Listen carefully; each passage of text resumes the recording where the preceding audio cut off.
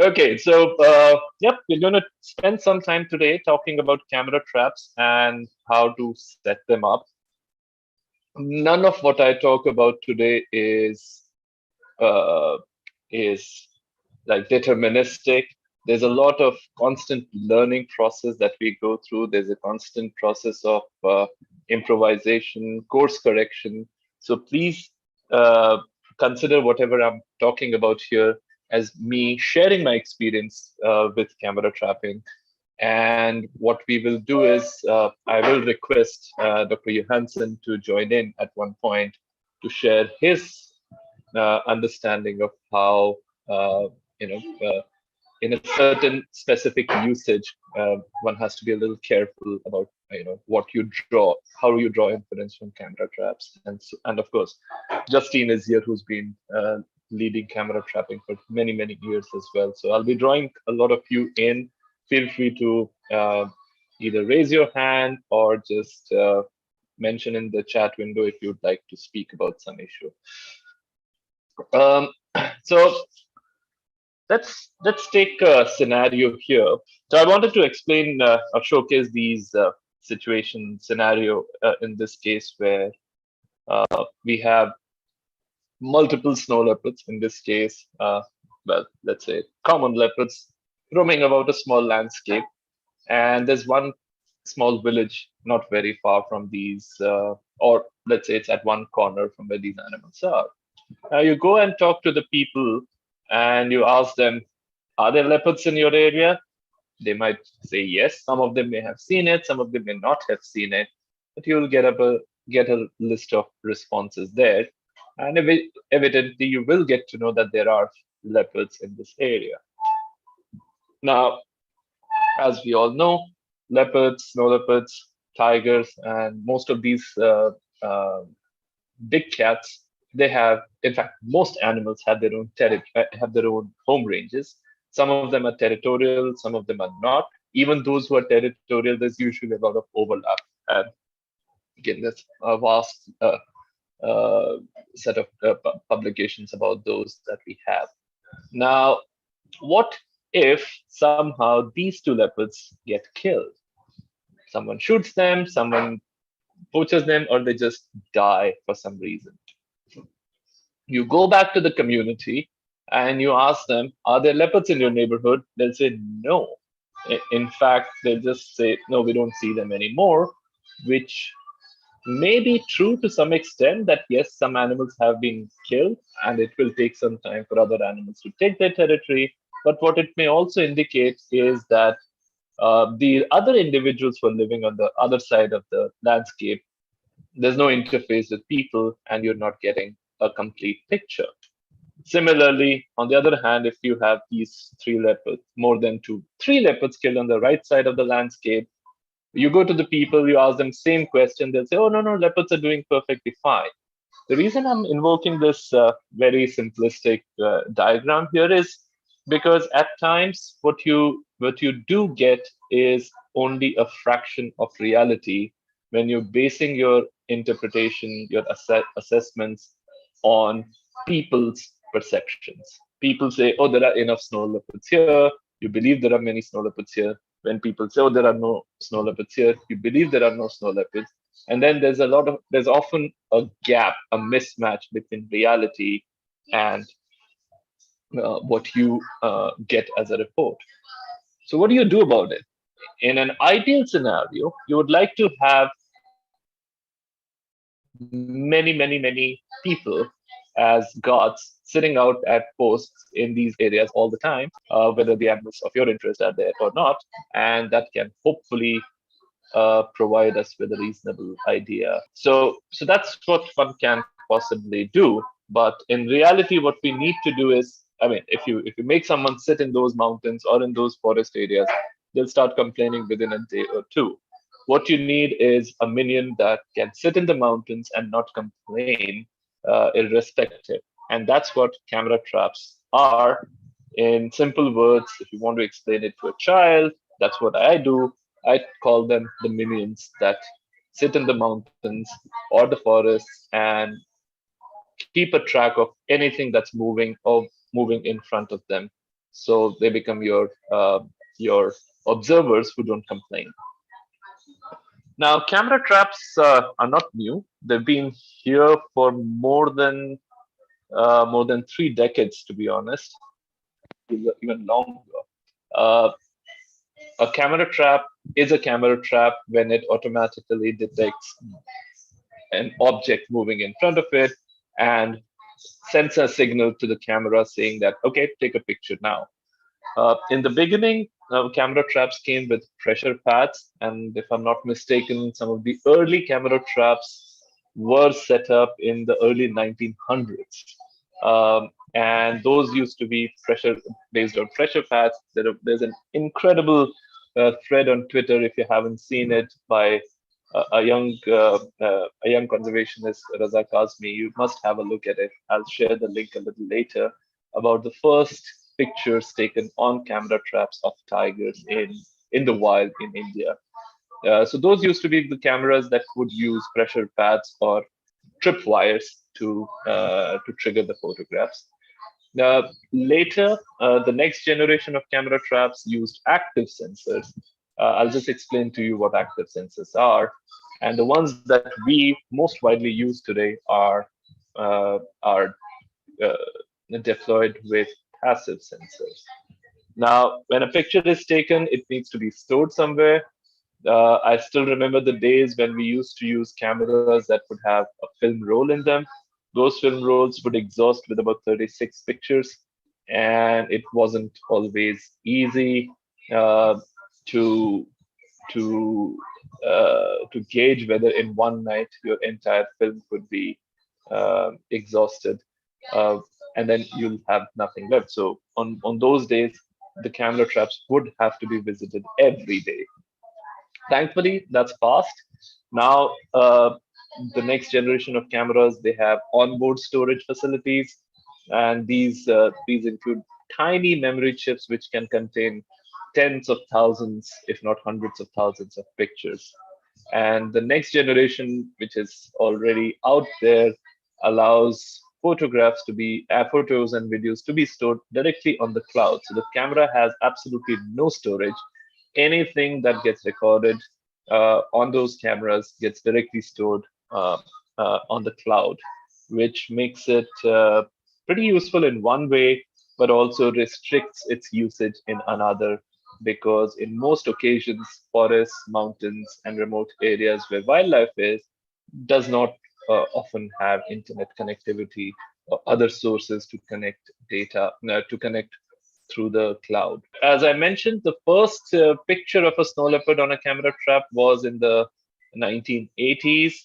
This was taken, uh, if I'm not mistaken, by Rodney Jackson. Picture made it to National Geographic, made a huge news at that point in time. But from pressure pads, then we moved to active sensors, which are very simple technology where you have one infrared emitter, a little device on one end, and you have an infrared receptor on the other end. And there's a constant supply of an infrared beam between the two. The moment an animal, let's say a tiger, comes in between the two, it triggers and the picture is taken. And then the moment the animal moves away, the beam is restored and the camera is ready to take more pictures immediately after. Uh, then the next, what I mentioned about passive sensors, these don't need two units, because when you have to use 2 units, many times connectivity becomes an issue. And on many occasions with these camera traps that had active sensors, sometimes rodents would chew up the cables. Sometimes the cable would just get exposed and get entangled, and the cameras would fall over. Or sometimes the connectivity would simply break up. So multiple things could happen with those just because there were too many units or too many moving parts. And that's why passive cameras, when they came in the market, they became popular quite almost immediately with immediate effect. Now, all it does is the moment there's a scanning area that the cameras keep looking at. The moment there's some movement, of a certain kind, and I'll come back to what that certain kind is. The cameras, the sensor sends a signal to the camera to take a picture, animals are photographed, and then the camera is ready to take pictures again. Now, there's so many types of camera traps out there in the market. We can't really, uh, you know, consolidate all their features, but there are a few common features in most cameras. So I'll just go through some of them. Please know that some of these features may vary between camera traps. And that's one of the reasons why I'm not using one of the standard drawings, but I'm just using a little sketch that we did a while ago. So each camera does have a back casing, which is usually where the batteries are installed, which is where usually the memory stick is installed, or that's where the settings are controlled with. It's almost with certainty it's a segment that's closed down because uh, uh, you don't want people or even animals to randomly come and change those settings even by mistake. So usually it's something that's closed through a back lid. There's each camera, I mean, these are small units, they need to be tied up. So they're usually a tie loop, either a bungee cord or a strap or another, a screw-based mechanism which can help install it. Almost all camera traps come with a mechanism to be tied around a certain station. A camera has to have a lens, and that's another common feature. Each camera will definitely have a lens to take the picture from. Uh, Most cameras nowadays, the passive cameras, they have a motion sensor, which is typically a combination of two things. It is a combination of a heat sensing mechanism and motion sensing mechanism. The reason there is a combination sensor is because consider yourself setting up a camera in front of a rock, and the sun falls on the rock gets a little warmer. The camera trap might just start triggering, taking pictures just because the rock is right in front of it, which is warm, and it'll think that it's a warm blooded animal, and it might start triggering. So, to prevent such accidental fires, what usually is done is there's usually uh, an attached additional sensor, which is a motion sensor. And on most occasions, if you programmed it well, uh, it's a combination of movement and heat that sends the signal to the camera to take a picture or start taking a video. So the motion sensor, as I mentioned, it's usually a combination of these two. It's often slightly protruded because you want the sensor to sense the animals from far away, because then the camera has to be woken up to take a picture. Otherwise, if the camera wakes up just when within the field of view, then there's a very good likelihood that by the time the camera wakes up and starts taking pictures, the animal might have moved away. Then there is a light sensor, which does the very important job of controlling exposure of the picture. Now you'll appreciate the fact that the light conditions change dramatically through the day and through the night. Even in the night, depending on how far your object of interest is, you might either have a situation where the object is too close and will get a lot of light on it, or you might have the object too far uh, and and will not and will get underexposed. So you have multiple scenarios there which can lead to overexposure or underexposure, which is where the light sensor does play a very important role. Then we talk about a motion detector LED. This is something that's there on some cameras. I'm not sure about the others, but this helps you align the camera without really having to open and check whether it's taking pictures every time. And again, I'll explain a little later what precisely does this do. And of course, the most important part is the flashlight. Now, in the forest, there's no light source of its own. Objects need to be illuminated in the dark, and that's where the flashlight works. The only cool thing now is that in earlier days, the only flashlight that was available used to be a white flash, and it would consume a lot of power. Today, flashes are typically LED flashlights, and there too they vary in the kind of light they provide. I'm just going to get there. Yeah, so there are three types of flashes we usually see. A white flash is a flash which provides white light, or that when you switch on the torch on your mobile phone, you see the white light. That's the kind of light you see here.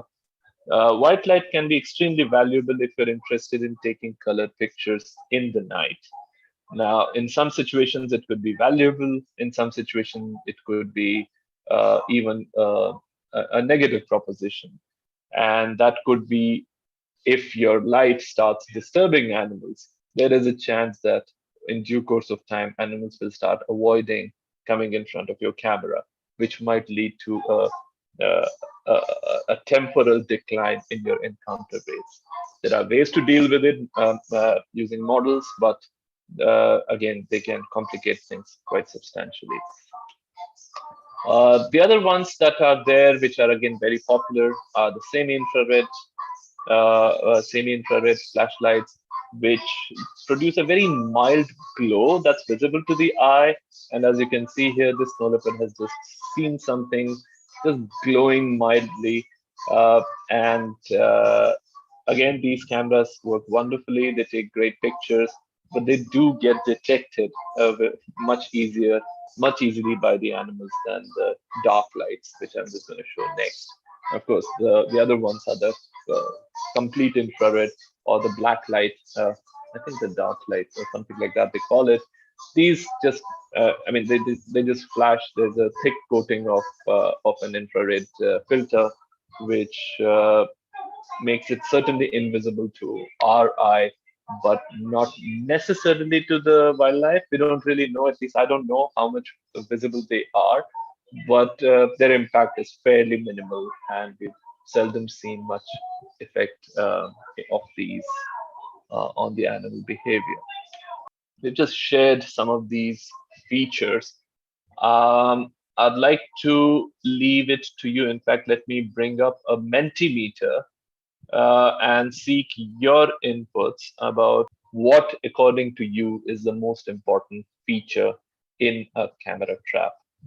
Also, kindly note that these are extremely important issues that you're mentioning here for decision making, because often you have to make a difficult choice where you have to convince a donor or your organization about buying something which might be more expensive than another unit that's out there in the market. So it's always very important to identify what is most important to you for your particular purpose, and that's what we're trying to go through here. Okay, excellent. Feel free to keep going back to the link and add your comments as we move forward. Right. So thank you for your inputs. I'm just going to come back to it in some time, but for now, I just want to mention that this is just the beginning of where camera traps are leading us to. And as if you notice the little chuckling interaction between Justine and Orion in the beginning, that's because the application of camera traps is it's growing, and it's really very strongly beginning to complement telemetry, which is otherwise known to be another well-known tool for research. Now, the future is crazy, as I mentioned here. There's a development going on where, without internet, with a network of repeater transmitters, they are already testing creating a sort of a wireless network of camera traps, which might be able to communicate with each other through these repeaters and transmit data to a base station. It's still sort of prohibitively expensive, but again, so was a computer 30, 40 years ago. So it's going to get very exciting as some of these tools become more and more possible, because then it really cuts down on the cost and allows you to monitor wildlife in real time as well.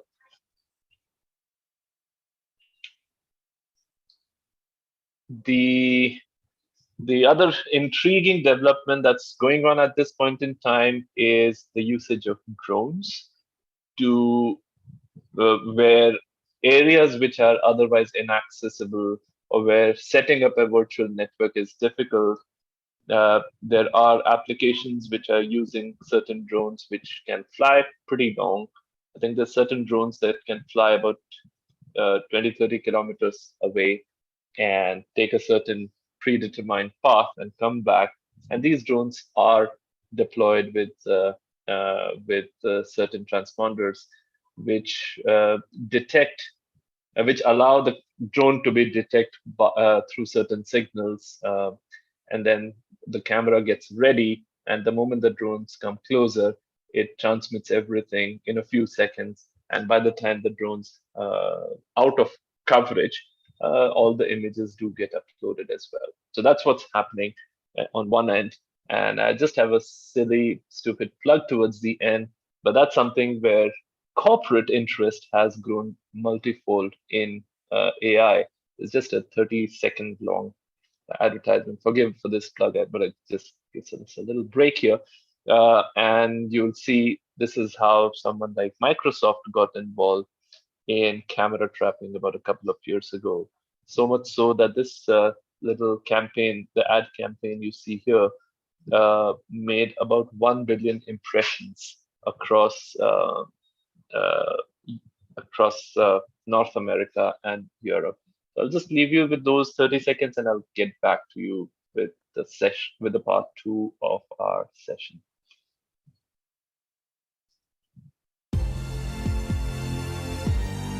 As the apex predator of the mountains of Central and South Asia, their presence or absence of snow leopards indicates it falls well in the ecosystem.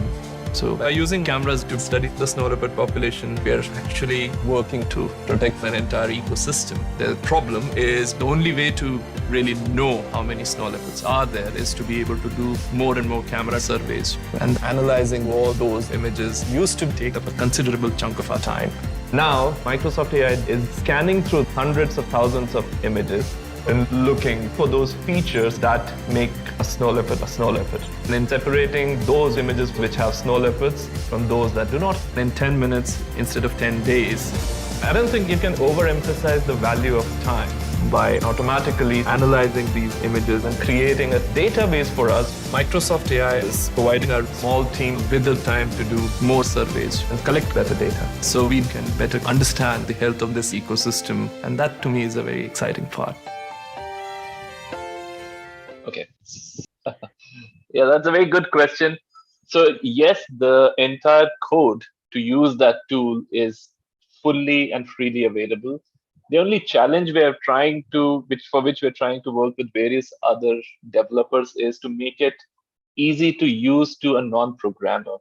That's where we are slowed down by the tool being available as a program, as a coded program, than a easy to use interface.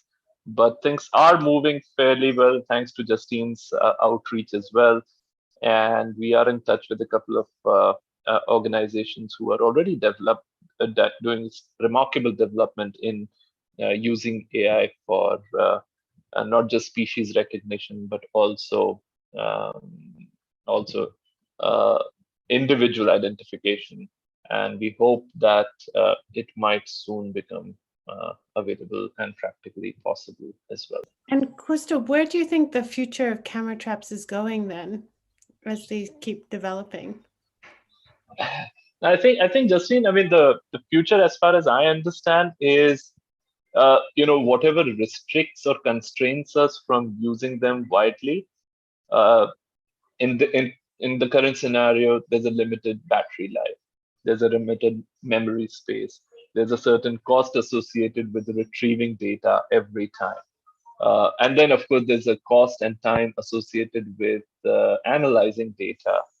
So I think the way things are moving, it's moving towards reducing these constraints or easing those constraints.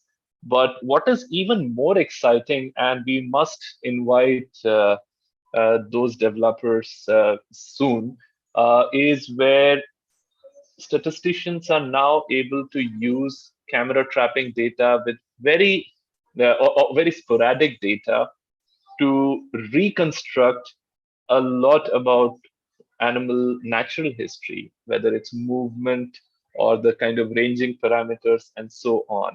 And that's also very exciting because it's in other words, you don't have to use cameras just to find how many animals or just to detect individuals, but you can start soon.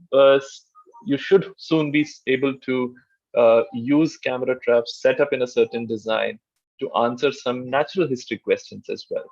There was a very nice paper about which was based on continuous, I think, continuous capture-recapture models or something of that sort, continuous timescale models, where it allowed researchers to understand activity patterns while taking into consideration the variable detection of of uh, of wild animals.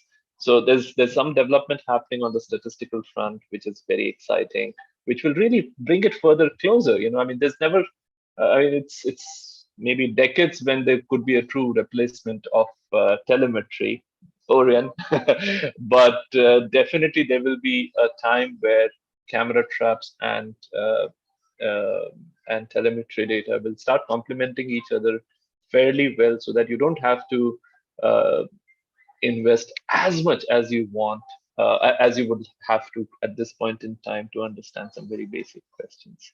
So we're hoping that that's where we are headed to in the future. So Flavia's asked a question about Yeah. memory cards and retrieving it. I think it depends in different locations, Flavia. Many areas, for example, in the snow leopard range, don't have easy internet or phone signal still. And even, I mean, Orion can speak to creating a signal system for callers to be able to get live caller signals when they're activated. So, and that's even limits him to a small area of only a few valleys. So that's the really nice thing about cameras. We don't need to be there the whole time like coloring work. We can let the cameras be on their own over an even larger landscape. And we can come back in 3 months and collect them. But many sites is you just leave them out there and then you collect after. I don't know if Gustav wants to add anything. Yeah. No, absolutely, you're right, Justine. In fact, I would like to invite Orion to answer your second part, because Orion has been involved in some discussions about testing the collar cameras. Whatever little I know, they're extremely energy expensive. So one has to really be very careful about what you want to achieve with that short amount of time for which you will have a visual from these cameras. Orion, over to you. I'm sorry, I should be. Yeah, go ahead. That's a good summary. I mean, those cameras they're developed. They can film very nice. I mean, they're high quality and everything, but they do require batteries. So I don't think you can really deploy it on anything smaller than. I've seen it on bears and large ungulates. I guess you could put it on a tiger if you wanted, but I'm not sure it would really work on a snow leopard. I think probably not. The collar would be too heavy for the snow leopard to wear it. And then also you need to think, like, it's a little bit of a it's nice and it's cool, but you need to think, what can I use it for? And it's it's not really evident to me how useful it would be for snow leopards. I know for example, black bears, they put it on these bears that live close to urban areas, and then the bears are filming what they're doing, and they can actually then see exactly what problems they are causing. So then it's a nice research question, but yeah, you need to think through, why do we want to do it? Excellent. Thank you, Orion. That's helpful. Okay, let's quickly move on to part 2. And share my screen again. I'm hoping you can see the next slide, which says how to choose a camera. Yeah. Okay.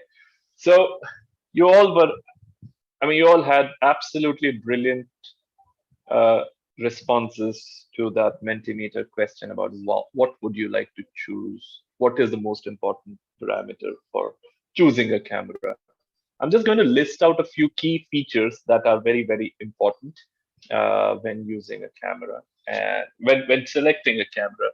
And they often weigh in holistically, not individually, but holistically into making our decisions. So to begin with, we all definitely want a long battery life. I mean, I certainly would not want to go to that spot every day or every 2 days or every week to just change the batteries. Yeah, and neither would we want our field assistants to be going to such spots every few days. The fewer times you have to visit, the better it is. It's a pretty hostile territory out there. Several hundred, sometimes even thousand meters of vertical elevation gain, and that makes it typically difficult. Now, in almost all species, but more so in case of snow leopards, we need the cameras to be tolerant to extreme temperatures. They must work at sub-zero temperatures, which is the temperatures at which snow leopards live. And they should also be able to tolerate extreme heat. I'm just trying to just re-emphasize the fact that from the extreme cold, which is several degrees below zero, to several degrees above zero, almost to the temperatures where you can roast an egg by dropping it on a rock.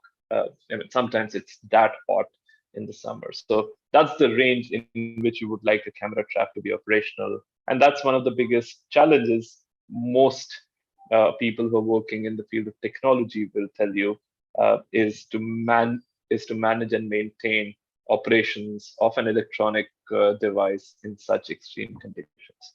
So that's another very, very important consideration to keep in mind. Now, cameras do go through a lot of brutality.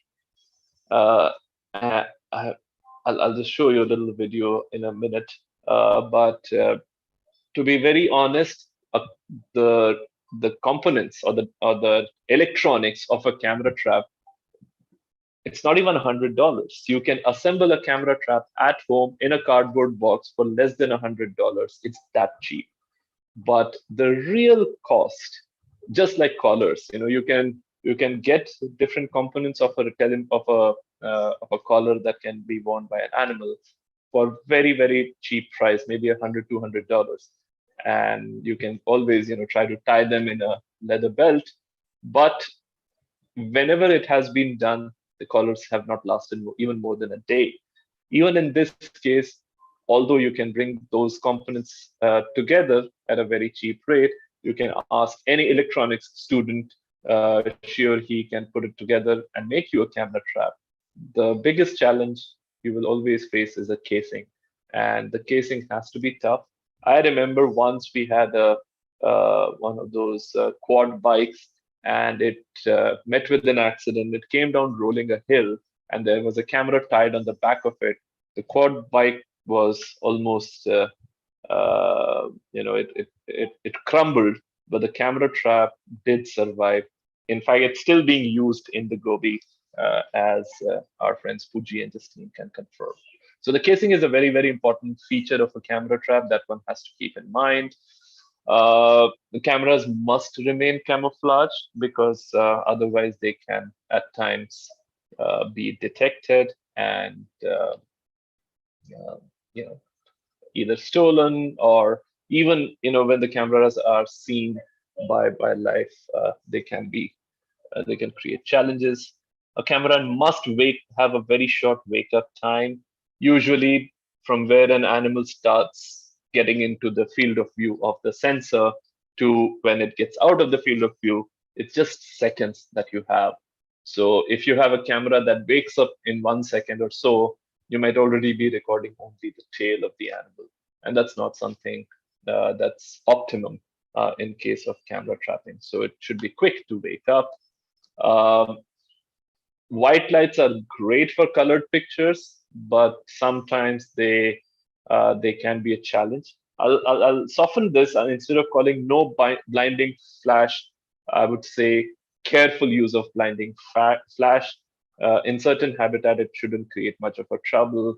It's like lightning in the sky, but in certain precarious landscapes, one wouldn't want to put the animals at risk. So a flash could be an important issue.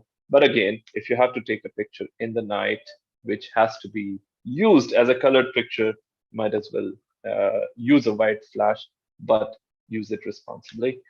Now, again, you all will appreciate how difficult these landscapes are. You will always need help from others.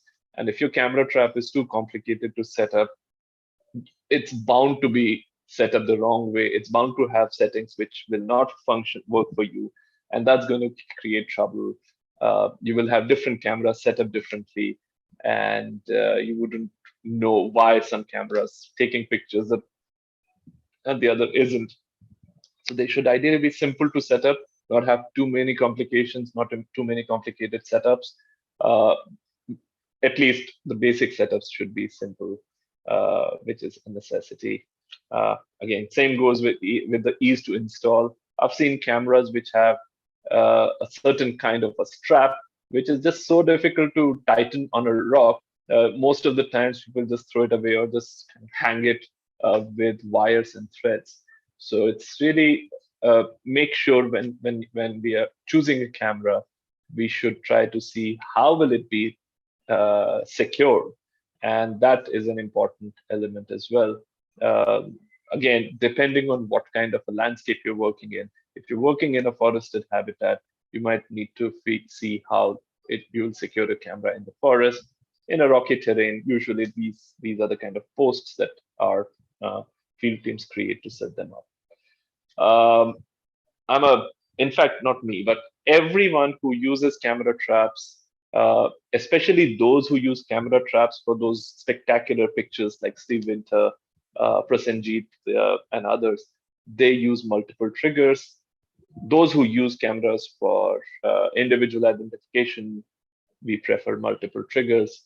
Those who use camera traps to understand behavior, they also want multiple triggers. So either multiple triggers in rapid fire mode, or now videos, short videos that collect multiple exposures, multiple frames of the same encounter. The good thing is nowadays there are several tools which can automatically convert a video into images if you're using an image processing software to manage your data. But definitely, multiple triggers are an important feature that allow a camera to be used. We don't want blurry pictures unless you're only interested in a random encounter and just know whether the animal is present or not. You need images to be sharp, especially when the key interest is to identify individuals and do population assessment. So what it means is a short trigger time is what's going to lead to this, to sharp images. But then a short trigger time also means less light is entering the camera, and then images can be too dark. So the right balance, which allows sharp images, either by allowing less light, by opening the shutter very briefly, or programming the flash in a way that it only illuminates your subject for a very short period of time, but sufficiently enough for it to get photographed sharply.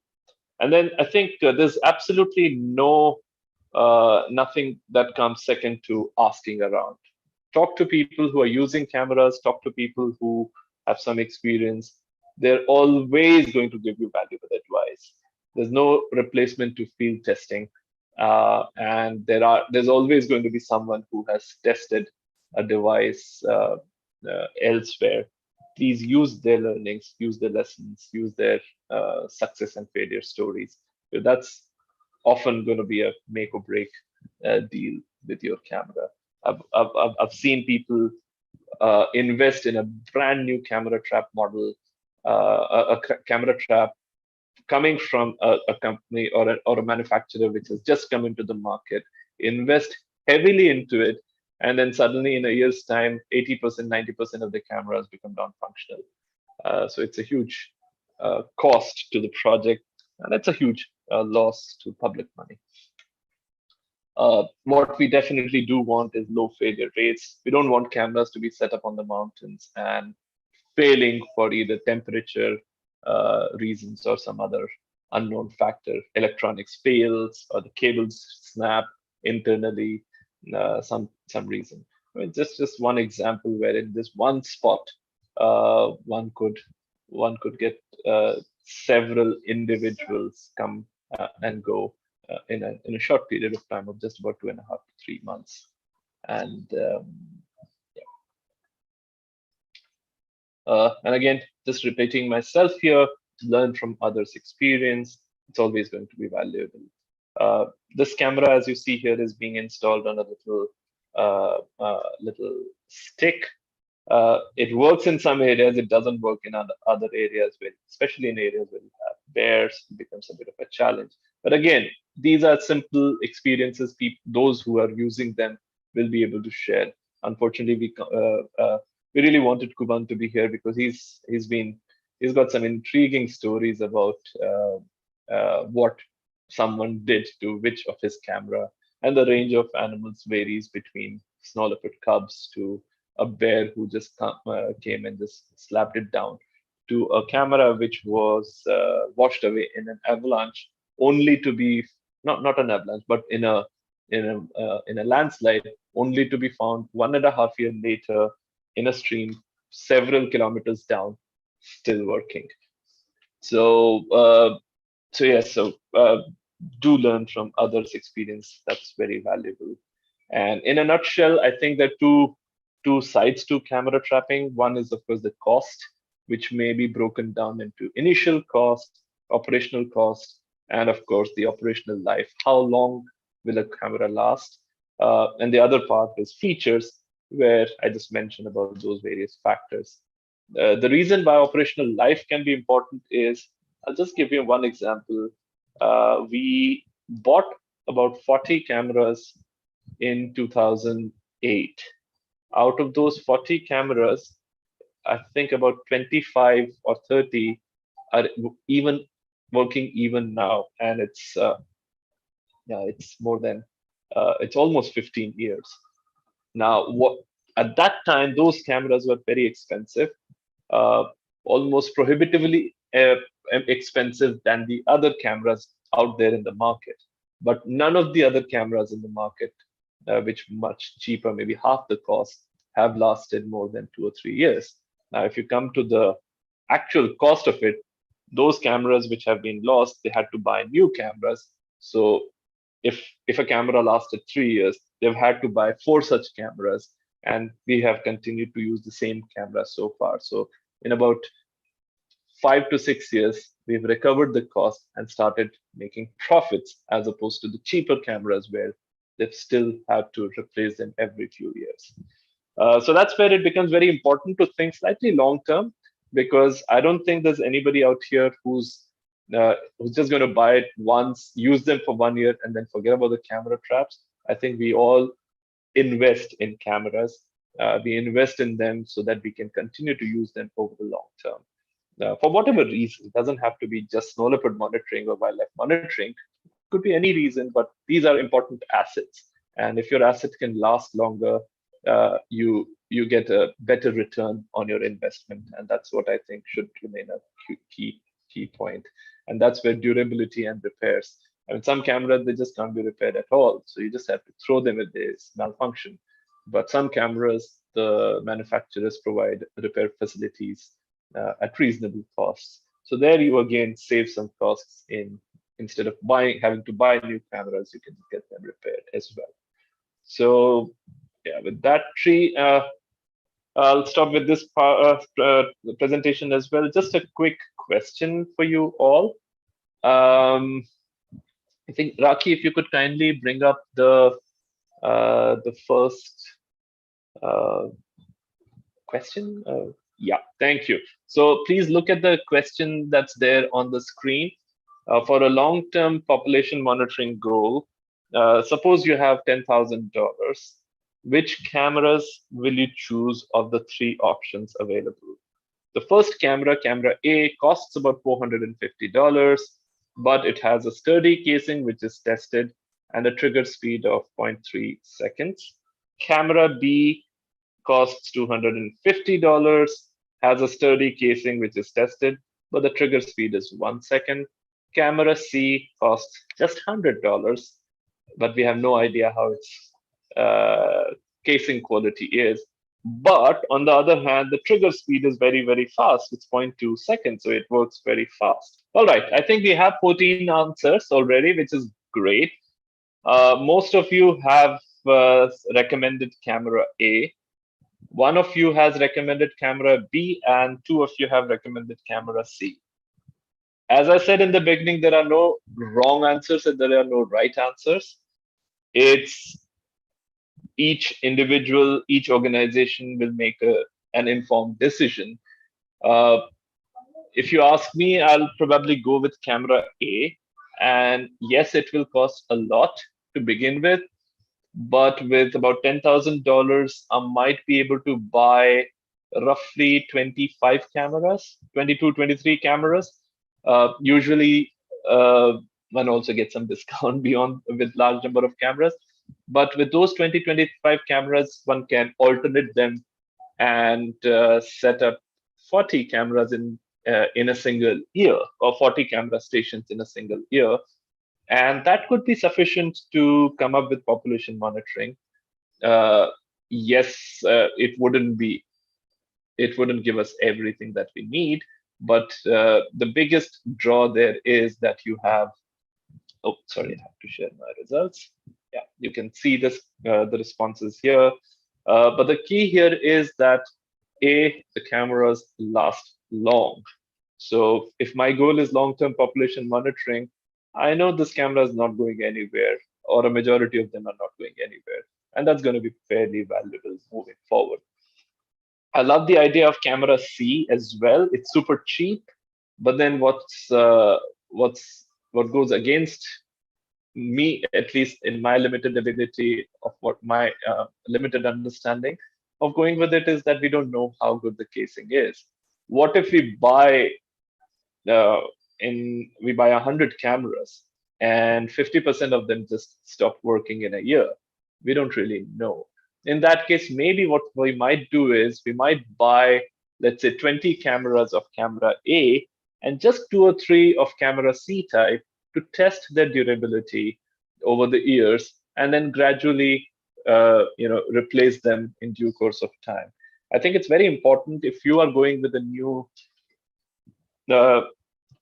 device, you take the time and the effort to test it if there is nobody else who's providing you with their experience, or they don't have their experience. It's really, really critical. So I wouldn't go with camera C, even though it's just 1/4 the price, less than 1/4 the price.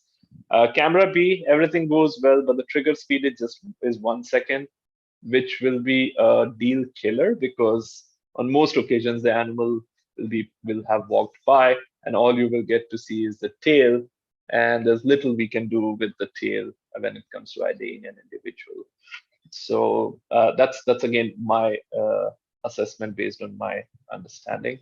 As I said right in the beginning, there's no right answers and there are no wrong answers here.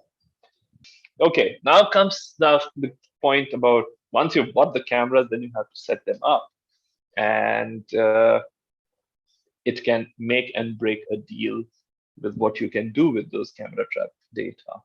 So I'll just take you through a quick review of what we particularly do for with camera traps, but I've also tried to include what others use camera traps for. So again, it's not going to be an exhaustive, but it's only a representative list. Feel free to add more to it. As I said in the beginning, what are you going to use the camera trap for? I think it's very, very important to first identify your questions. And this goes with anything you're planning to do. If you want to put up a collar with a video recorder, why do you want to do that? What's the purpose of it? Is it really cost effective? I think it's really crucial to ask those questions first. So in this case, why do you want to camera trap? What you want to camera trap? I mean, your goal could be a squirrel, and you might end up setting your cameras for a leopard, and you may not get the answers you're out there to find. So then there could be another challenge. So the why, what, when, and how are very, very critical. Please, I mean, at least we believe it's a very important set of 4 questions to spend time on so that you make the right decision about the equipment, you make the right decision about the design of how you set up your cameras, you make the right decision about the time, since when till when, and you make the right decision about you set up the right expectations of what you will do with these cameras once, or the data once it comes back. So cameras are often used for a various set of purposes. Now, in this case, what you see here is a leopard, and this leopard is almost in the middle of the Delhi National Capital Region. And I had set up this camera in a slightly deserted area on the insistence of a couple of local people who kept saying there is a leopard, and I kept thinking they must be seeing pug marks of a big dog and just getting spooked by it. But when I finally caved in, I went there, I saw some pug marks. It looked nothing like a canid. I set up the camera, in about 10 days we had the leopard. So at times it's important. It's the purpose of camera trapping could be just that much, that a species is present in an area, and it can lead to substantial policy level decisions. It can lead to substantial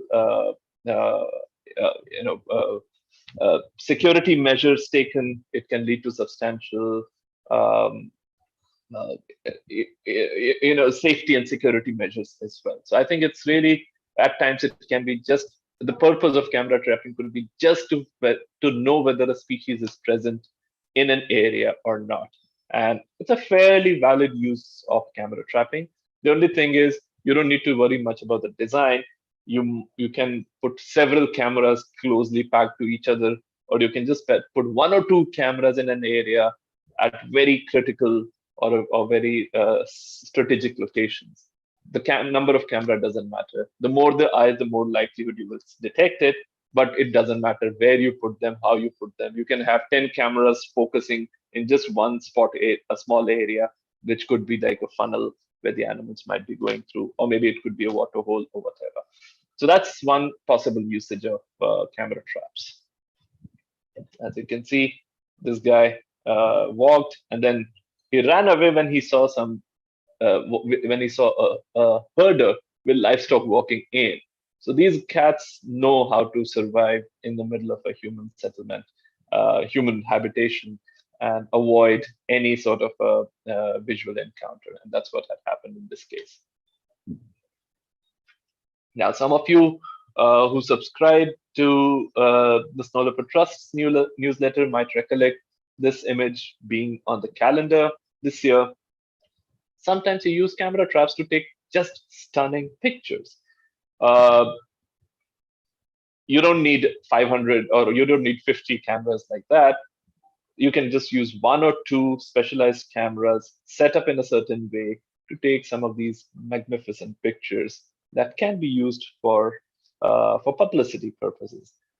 Absolutely fine use of camera traps, perfectly valid investment of resources to get images from the wild of a species that is typically not easy to photograph, and use these pictures for advocacy, for publicity, to gain public interest, or and so on. So that's a fairly valid use of camera traps. Now, this tiger is what you see behind this tiger is a city, a bustling city. And in some cases, you might want to understand the distribution of a species, where all that matters to you is detecting whether a species is there or not. You may not necessarily be interested in identifying individuals at this point in time, just seeing where all a species is distributed, more like the occupancy framework surveys. In that case, you can have cameras set up in a way that, I mean, right now, even if a tiger was walking somewhere here, hopefully it would have been detected. Wouldn't have been identifiable, but at least the cameras would have detected the presence of a tiger, and multiple such points would have helped help assess the distribution. What it does, what one needs though in this case is multiple cameras distributed and set up in a certain design that allows you to answer this question of species distribution. What you don't need in this case is cameras of very high quality, which will take very sharp pictures every time they photograph an animal. And of course, if you are interested in species density or abundance, you need cameras that take sharp pictures, sharp enough to be able to identify individuals. And even then, you will still err. There will be times you will still be making mistakes, and I'll call upon Orion in some time once we're done with this section to just give a brief assessment of what he found in one of his very interesting publications about possible errors in identifying individuals with camera traps.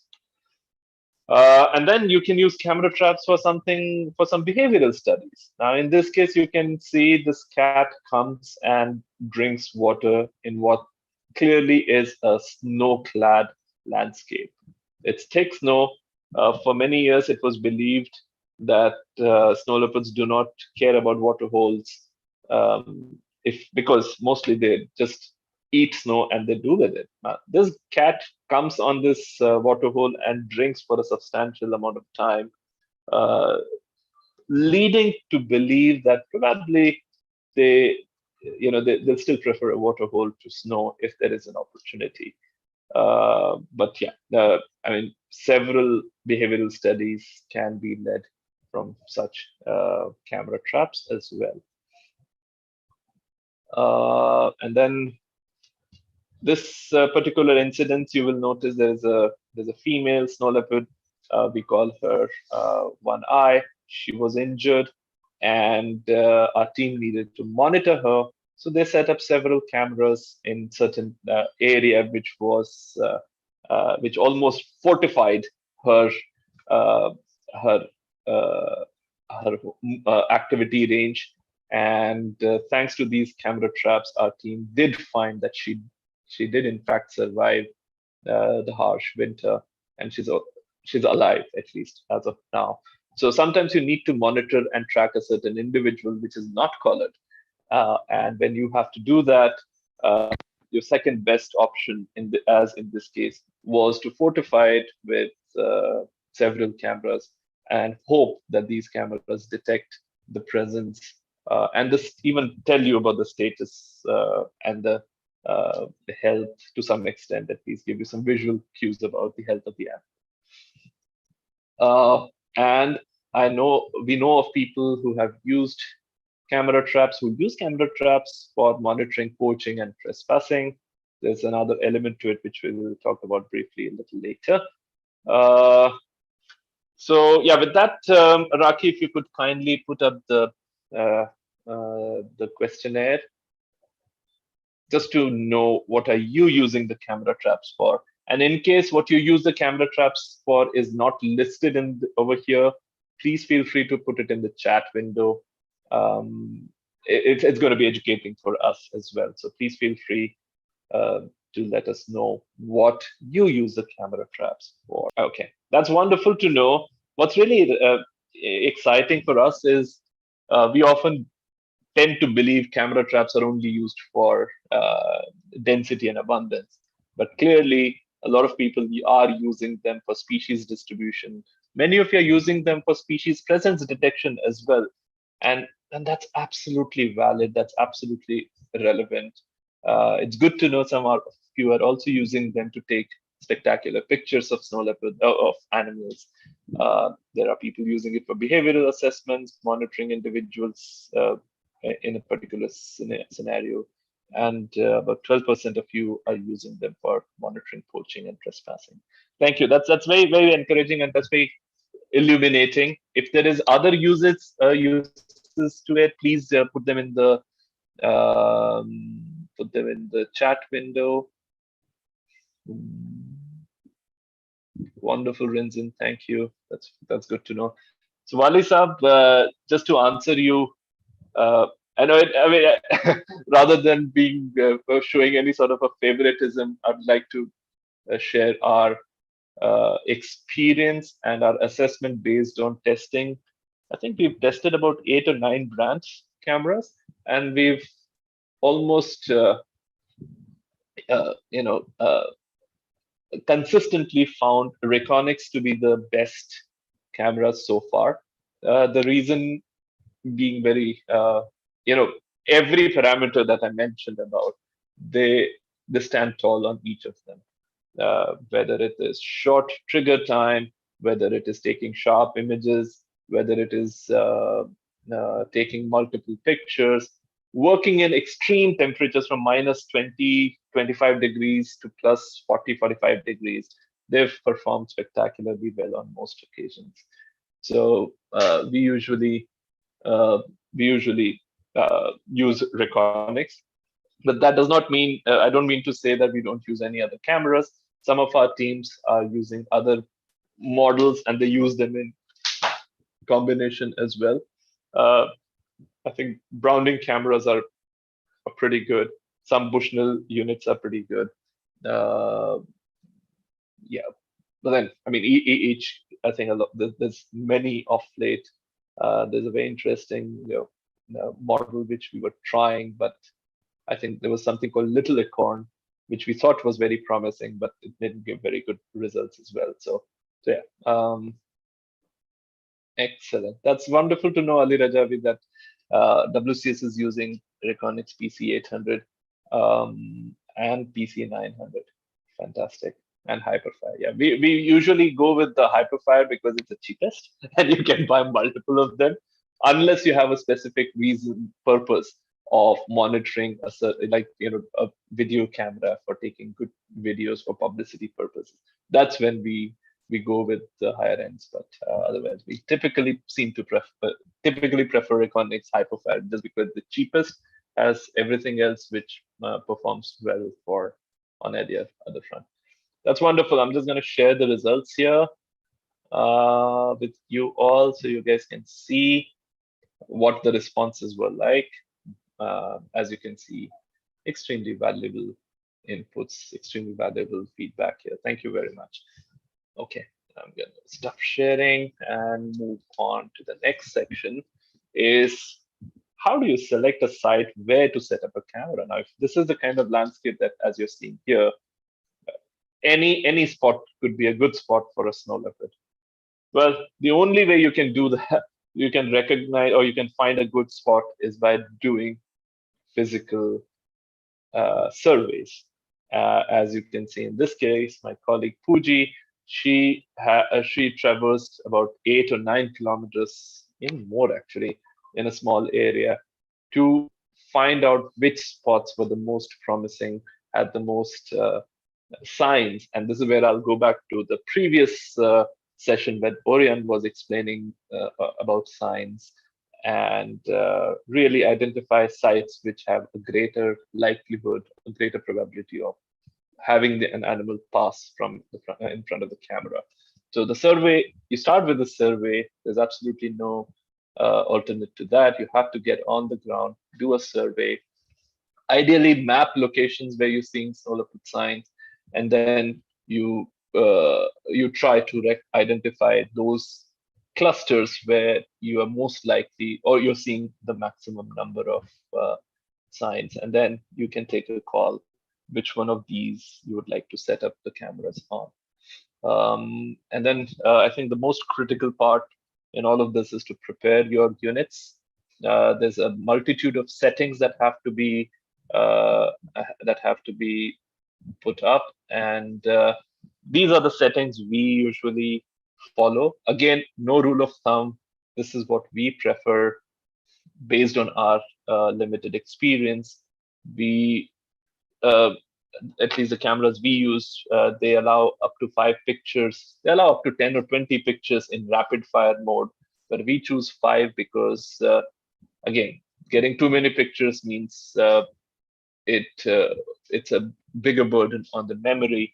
And if we can do with 5, usually it works fairly okay.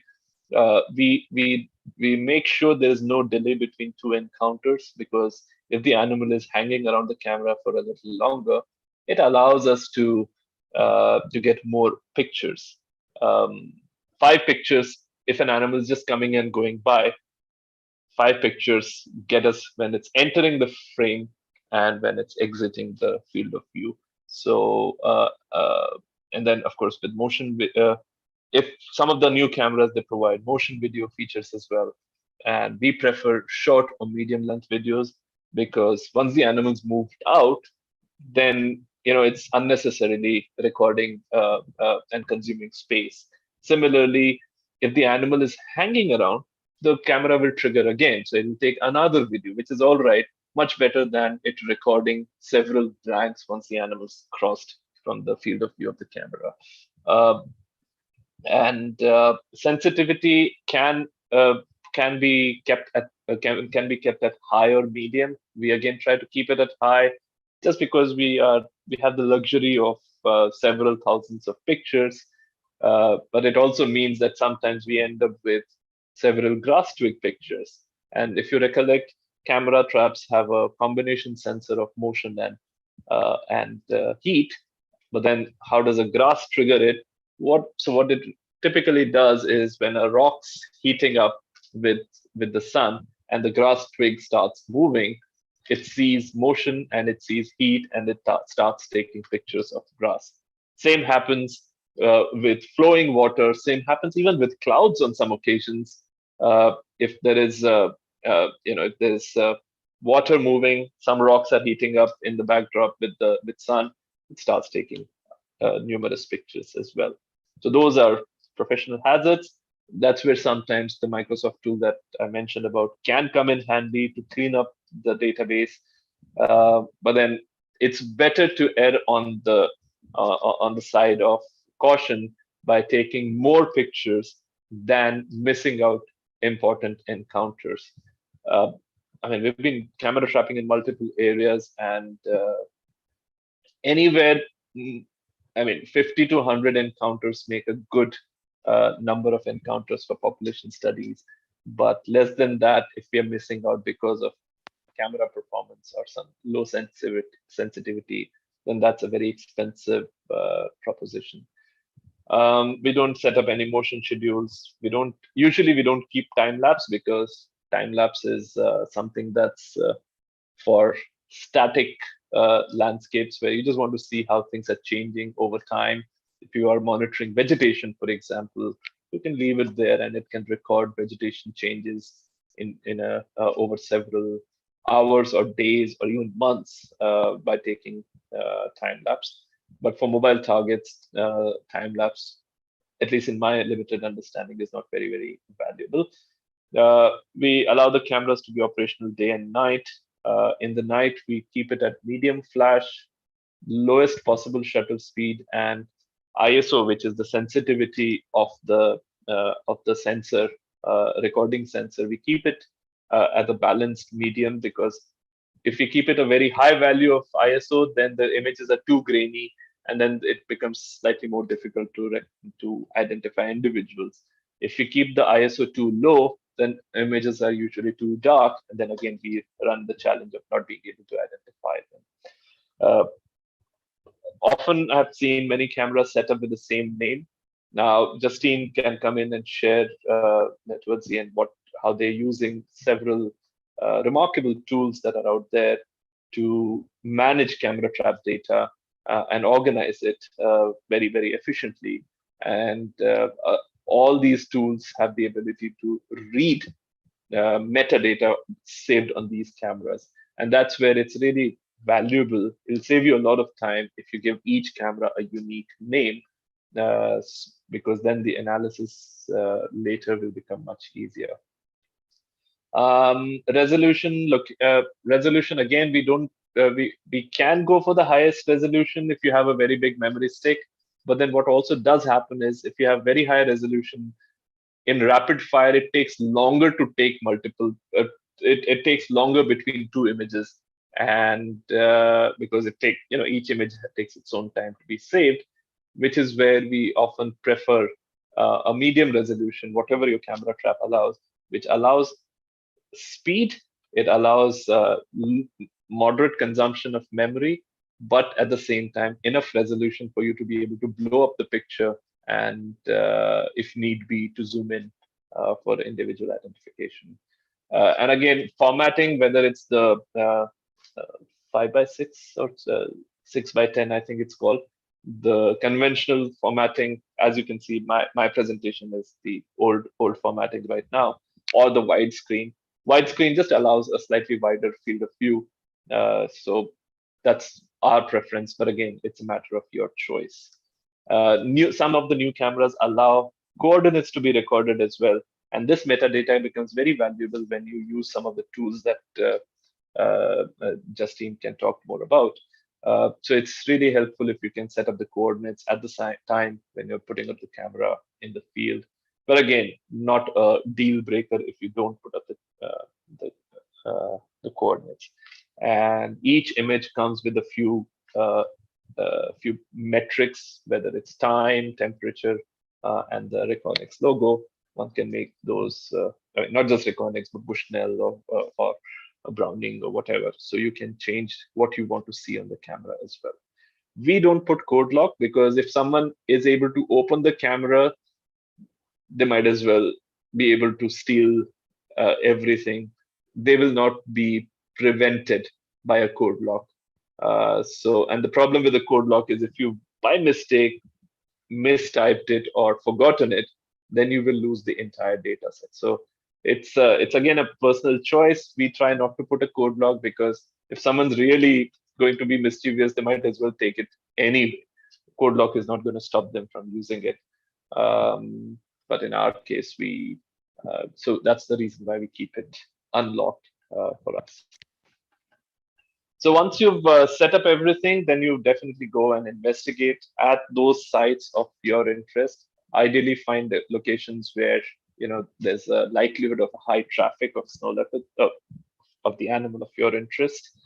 Once you've done that, mount the camera at a height which is so the top of the lens of the camera should be roughly at the same height as the height of the animal of your interest.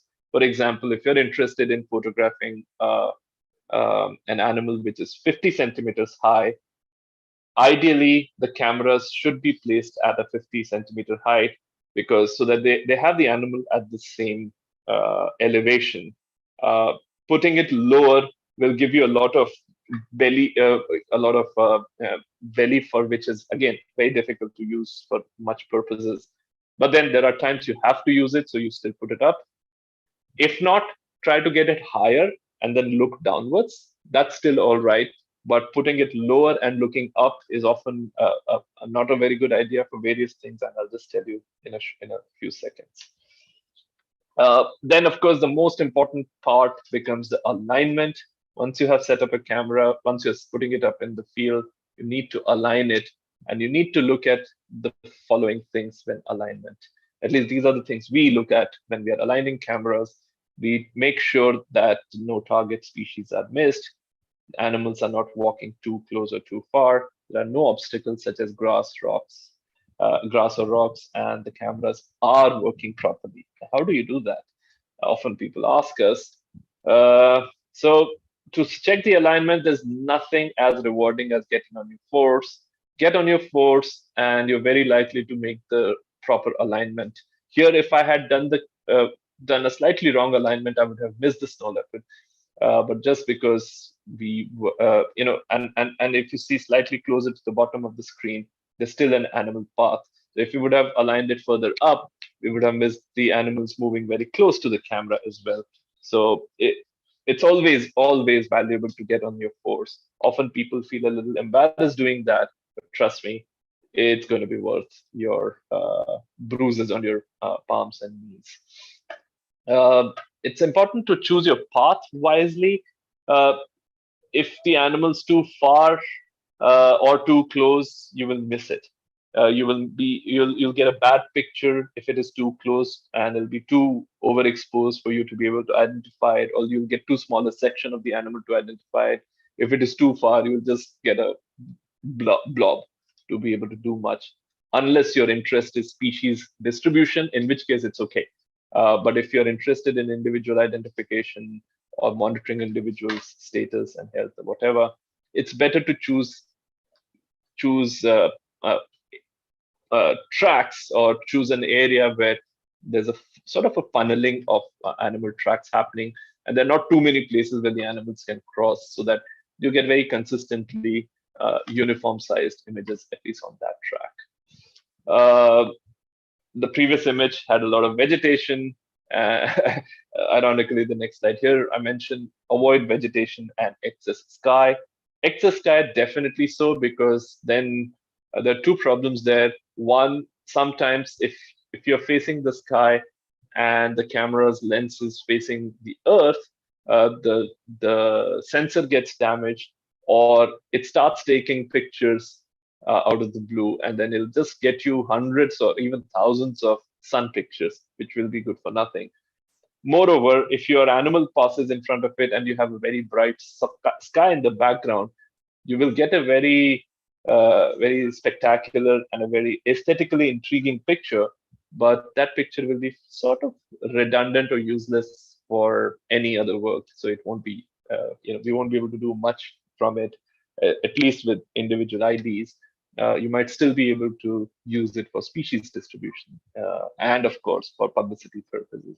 That's fine. But for as far as the population assessments are concerned, this is what we typically do. They make for drab pictures, but they make recognizable images.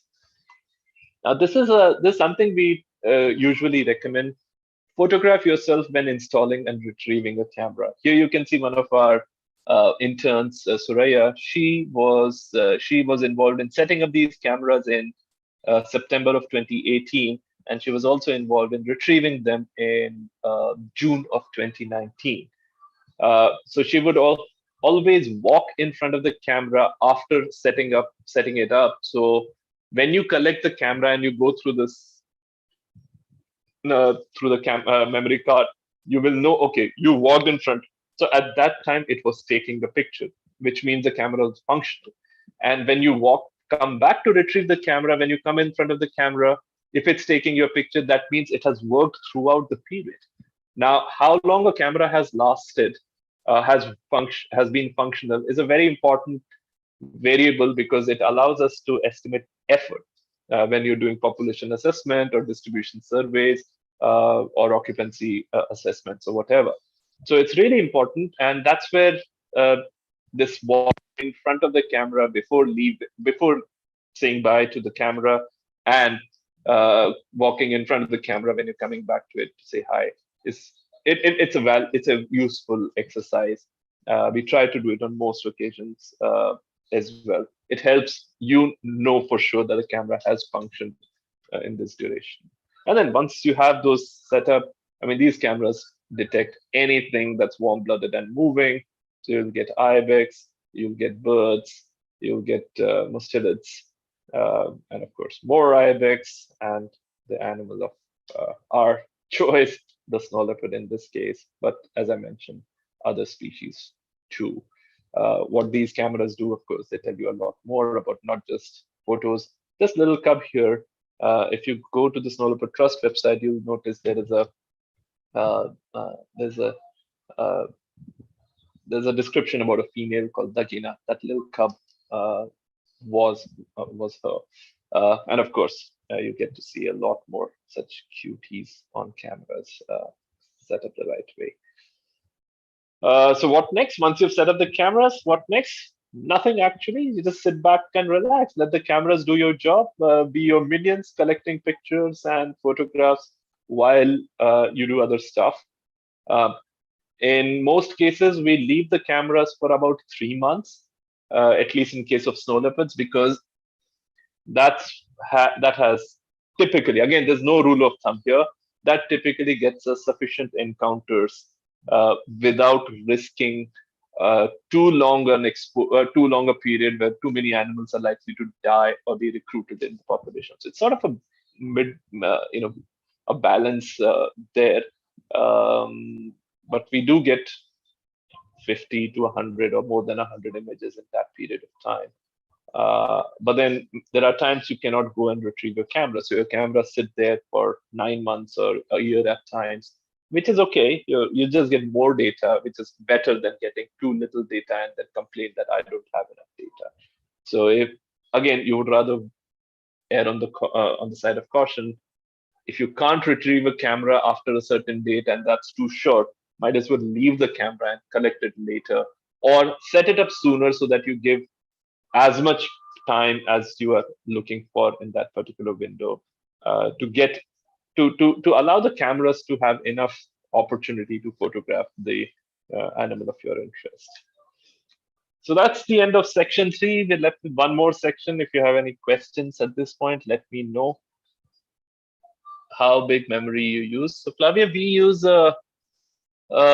see, some cameras are restricted. They don't allow us to use more than 4 GB. But some new cameras, they allow us 32 GB, 64 GB, but then they're very expensive. So on most cameras, we have somewhere between 4 and 16 GB, and that allows the cameras to last about a year. We don't take high-res images. We keep them for medium resolution. I think 3.1 megapixel, if I'm not mistaken. And that's good enough for it to be blown up for some ID purposes. At the same time, does not burn the memory too much.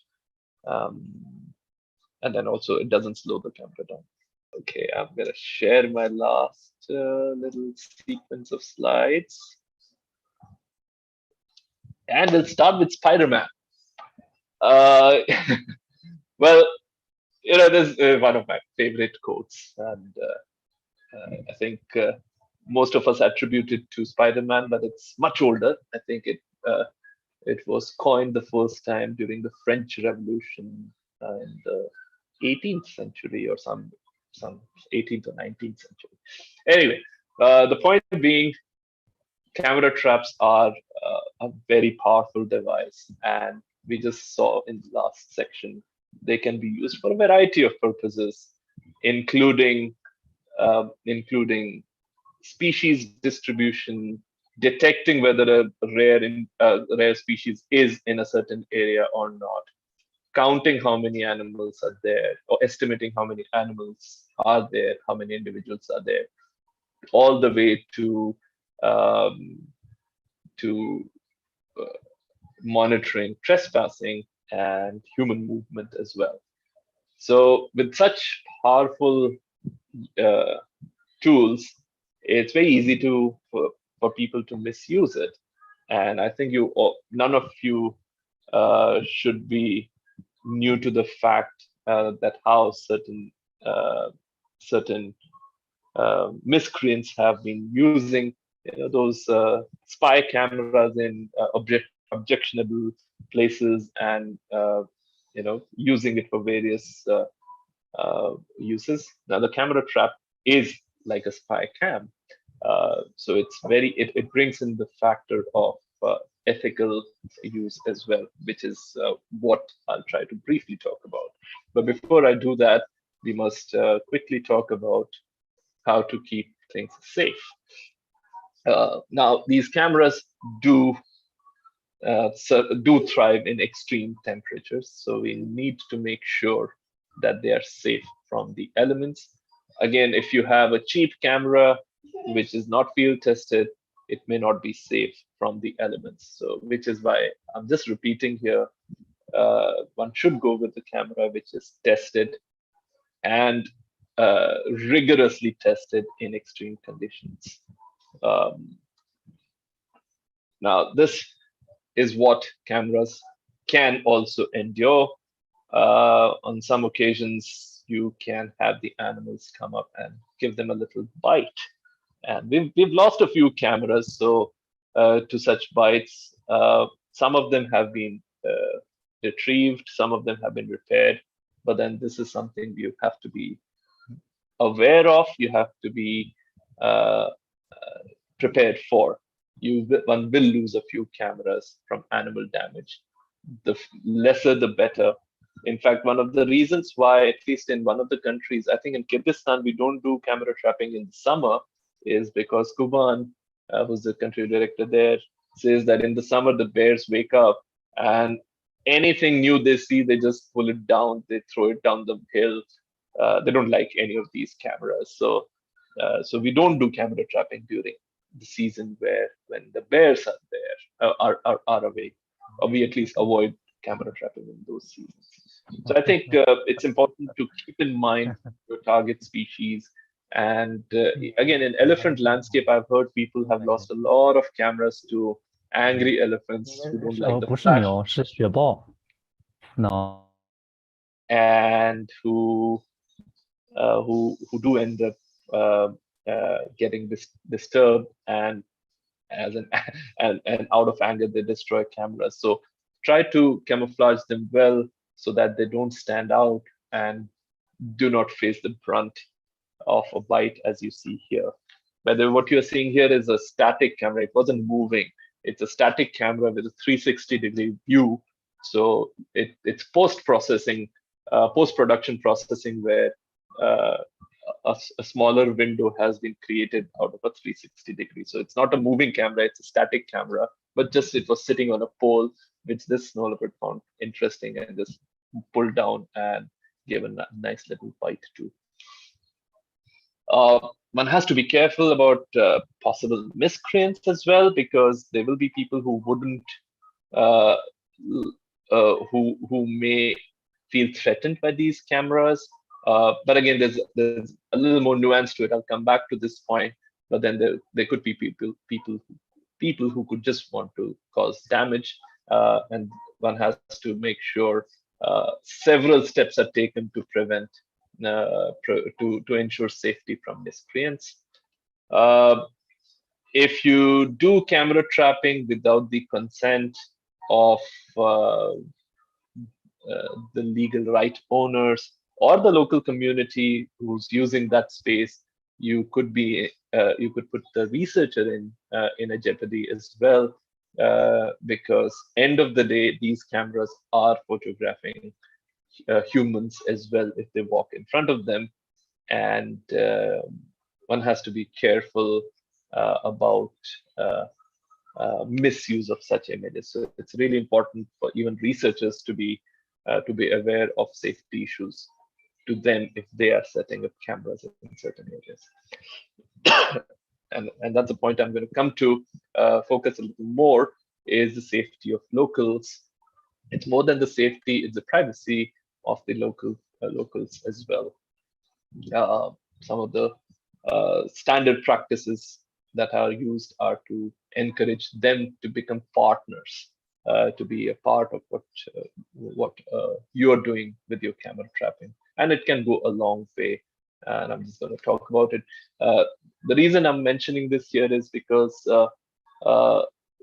we have been getting a lot of human encounters on camera traps, and it's put us on several occasions in difficult situations about what to do with them, only to realize that there's never been a clear guideline on what to do with human pictures. There are different suggestions or vague or generic ideas about what to do with them, but not really a framework. So we were able to get this very interesting publication, which has actually received a lot of traction and a lot of interest globally about responsible use of technology. You can download it for free. It's an open access paper in the journal Ecology and Evolution. I can share with you the DOI code if that is of interest separately. But what it does is we try to identify 7 principles on towards ensuring an ethical code of conduct for using camera traps. And of course, one of the first ones is to get permission. Never, ever put out camera traps in an area without the permission of those who either have a legal jurisdiction or have an ownership of that piece of land. It can come into the category of trespassing. It can create unnecessary friction and conflict at a later point in time. So it's critical to get permission. Shouldn't be difficult if your research goal is clear and transparent. Often we have seen people set up a camera trap for a certain purpose and then start using it for something entirely different. Now, it's all right as long as the purpose limitation has been set wide enough. But for example, you're setting up camera traps to detect or to do a snow leopard survey, and then you start using it to define how people are using that landscape without the right process of permissions and disclosures and so on. That takes one in the unethical domain, in the wrong domain, in the domain of wrongdoing. And that's where it's very important to clearly identify what's your purpose and only then set out to do your camera trapping session. Disclosure becomes very important, especially in areas where humans use the same space. Disclosures do not mean that on every camera trap you have a big hoarding saying, here is a camera trap, because that can lead to theft. But disclosure can mean informing communities, putting out signages, certain strategic locations that this area in general has camera traps set up here. Local communities and the local administration are aware that there are cameras out there. It just allows them that one extra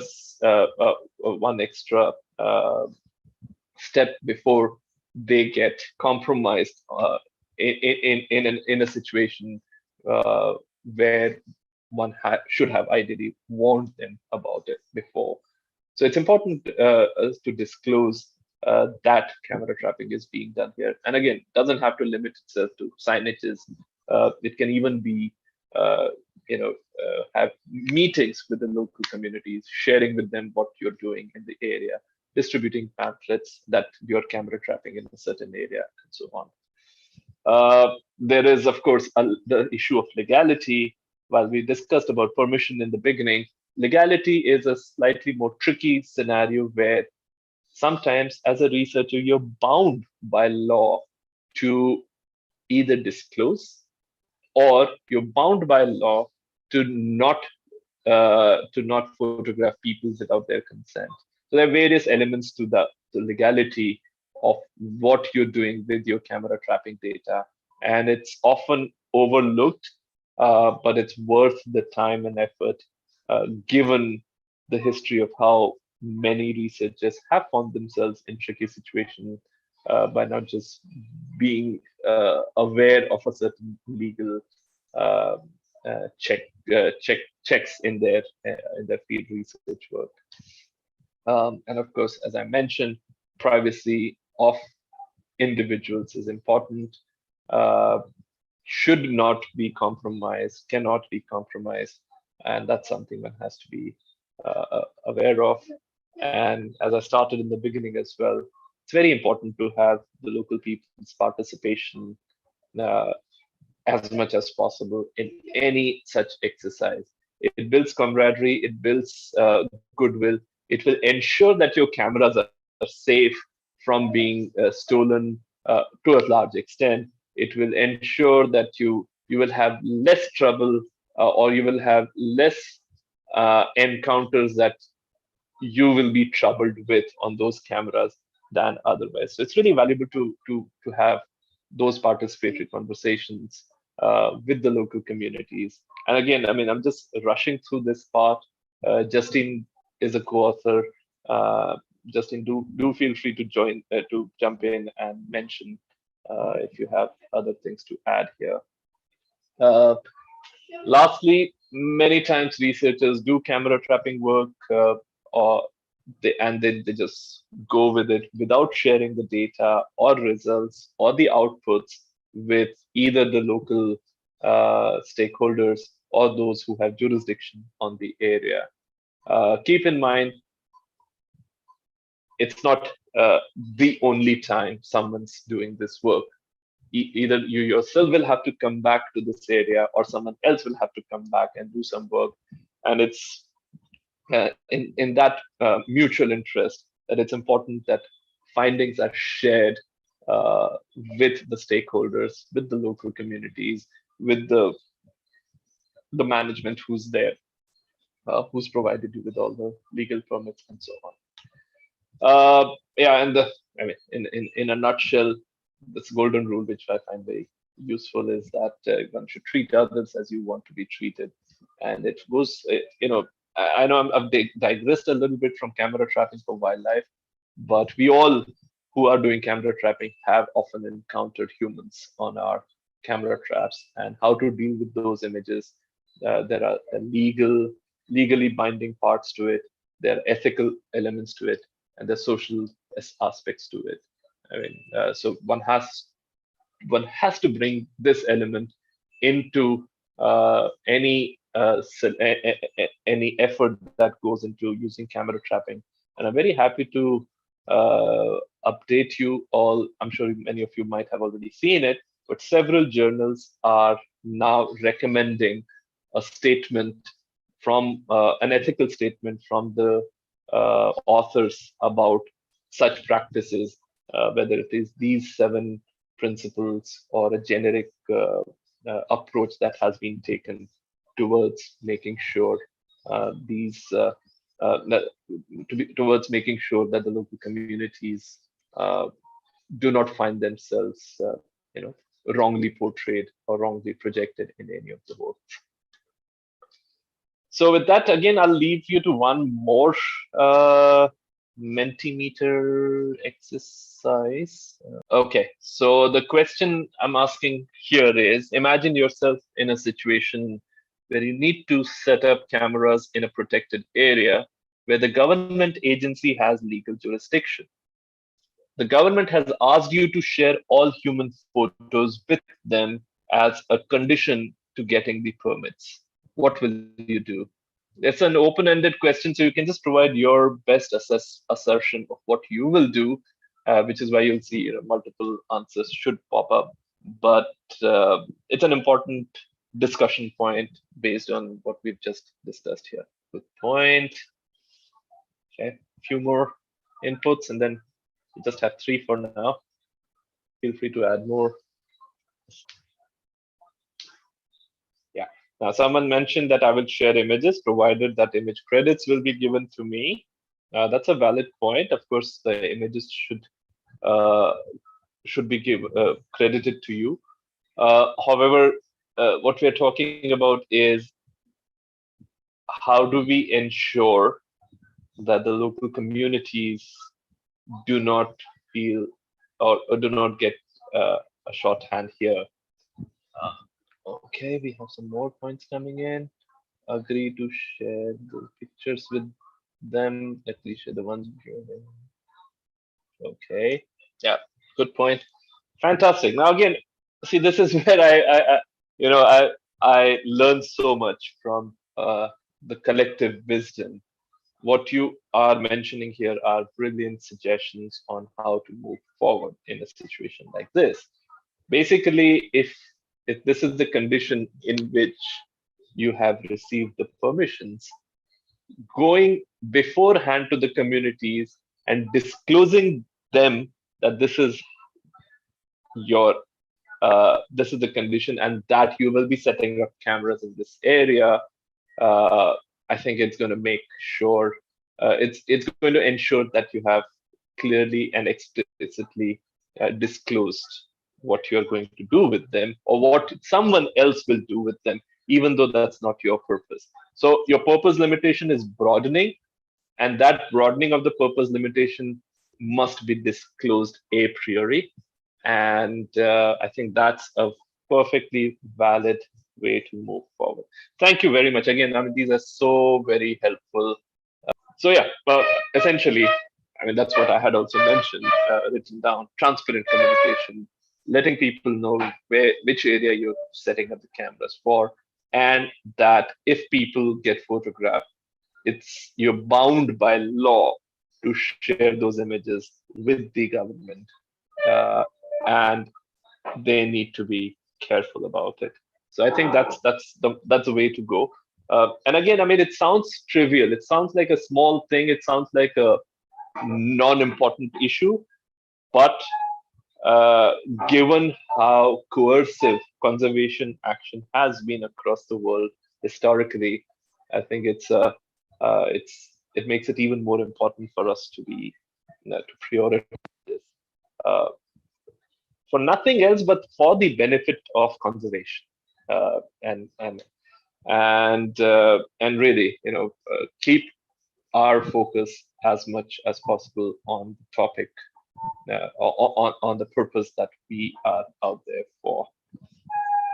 And then, okay, with that, I'd like to stop here. Thank you very much for tolerating me for more than 2 hours.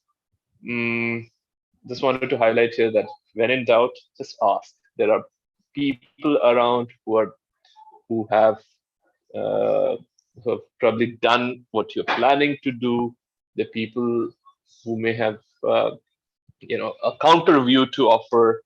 There will be people who may have experience from something else which can be borrowed to do what we are planning to do. Feel free to do that, but when in doubt, ask. And even here, if you have any questions, please feel free to ask. With that, I'll stop here. And Orion, are you there? Yep. I just wanted to take a couple of. Oh wait, let me. Rinzen's question, if not camera trapping. Yeah, so Rinzen, again, depending on what you're doing with your camera trapping, if you're interested in snow leopards, let's say if you're interested in population assessment, I'll strongly recommend you go to the globalsnowleopard.org, and in that there is a section on PAWS resources, which provides some very useful guidance on how to set up your cameras. But typically speaking, if you're planning to use that data for spatial capture based analysis of snow leopard density or any animal density, tiger density or leopard density, the camera trap grid size should be bigger than one animal home range. Ideally multiple home ranges, but definitely bigger than one animal home range. So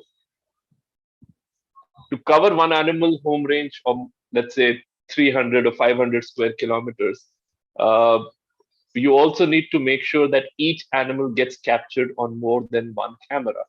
And on an average, it comes down to, again, sort of a multiple moving parts, but I can put it simply, roughly around 20 to 30 cameras in an area of at least 500 square kilometers or more.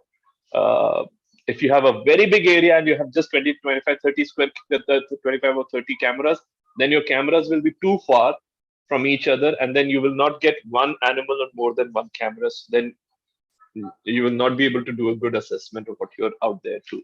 So please have a look at those resources. They provide a very good guidance on how many cameras would be a good idea.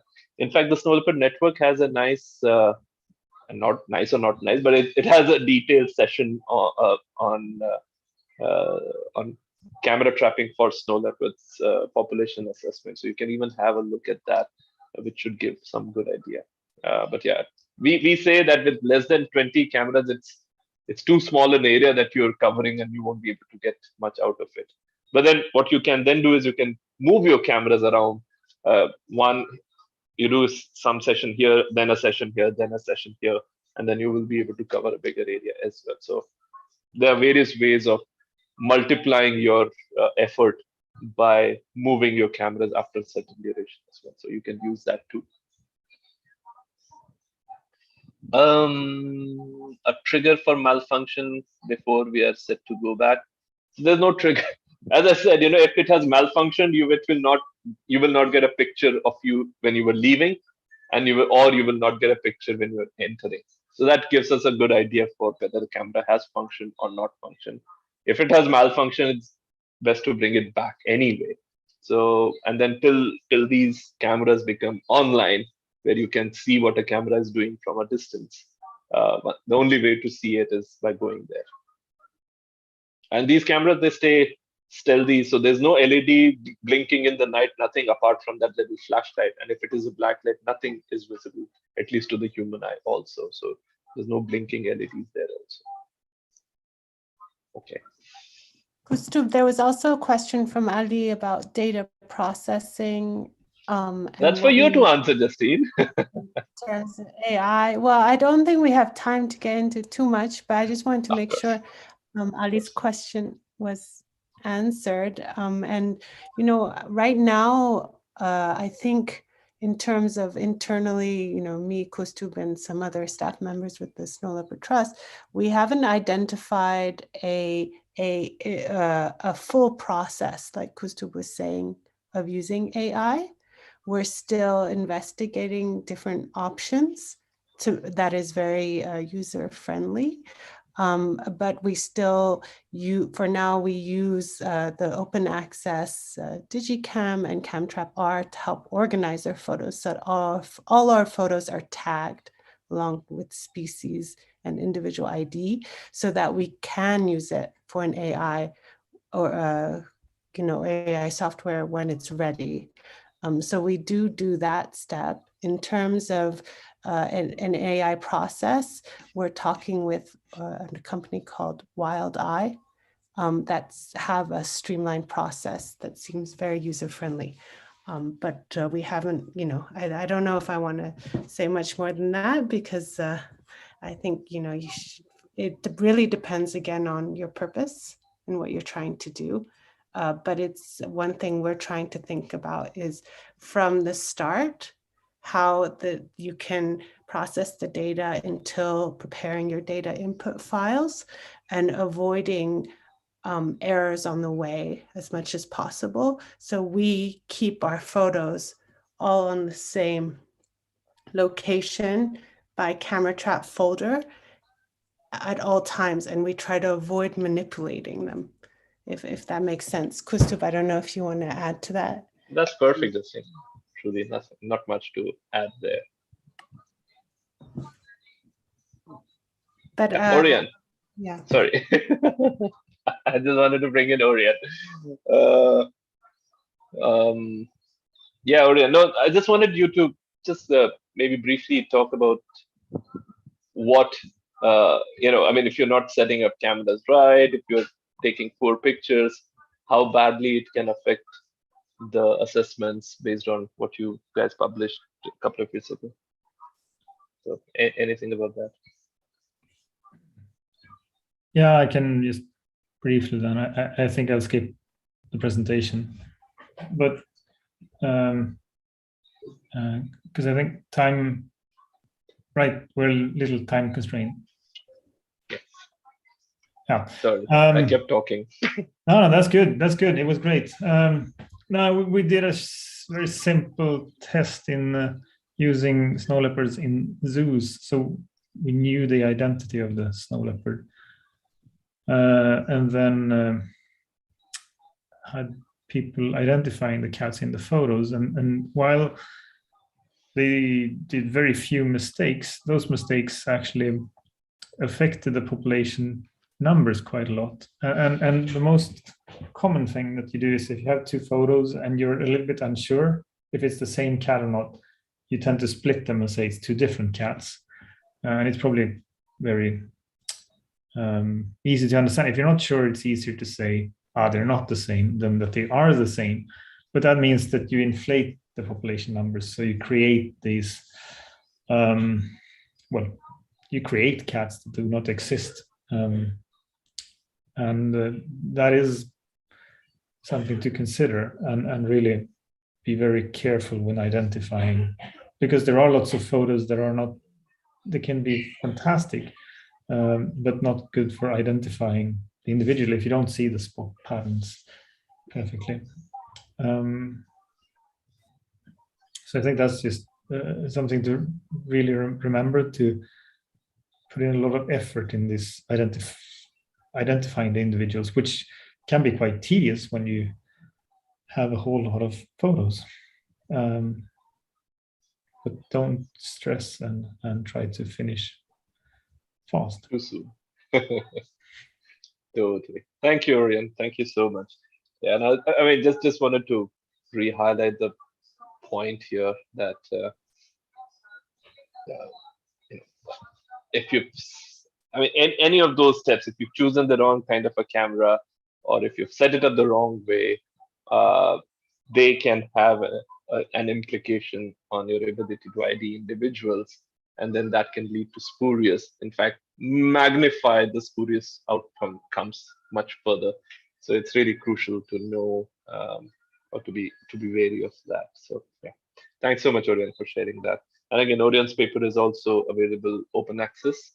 So we will probably share those. Raki, can we share these 2-3 publications that we've spoken about or mentioned about when we go forward? Yeah. And on that note, I also have, I'm happy to update that the developers of the spatial capture-recapture theory are coming up with an alternate parameterization where those individuals that you have photographed only once can, they're the ones which are usually more likely to be misidentified, as Orion was saying. When you split images, it's rare to split it again and again the same way. So usually those single encounters are the problem encounters, and they've just finalized it. In fact, it's just being submitted any day soon to estimate a population with partial data, where you eliminate all the single encounters and you only use the two or more encounters. And it's fascinating how they give the same estimates with a little bit of a tweaking. Anyway, that's for next time and for other experts. And Kosto, before we go, can we do a final group picture to thank everyone before we end? I think so. Yeah, that'll be if fun. that's okay, then thank you. And thanks to our resource persons. And we'll be in touch. If we were planning another SLN exchange in winter, we are open to suggestions. Many of you lead work, carry out work yourselves. If you want something to share with the SLN community, do get in touch, because we are happy to facilitate that. So please know that we would love to have more voices sharing. So please join us in the winter. Okay, bye guys. Bye, thank you. Bye. Such a Thank pleasure. you. Thank you so much.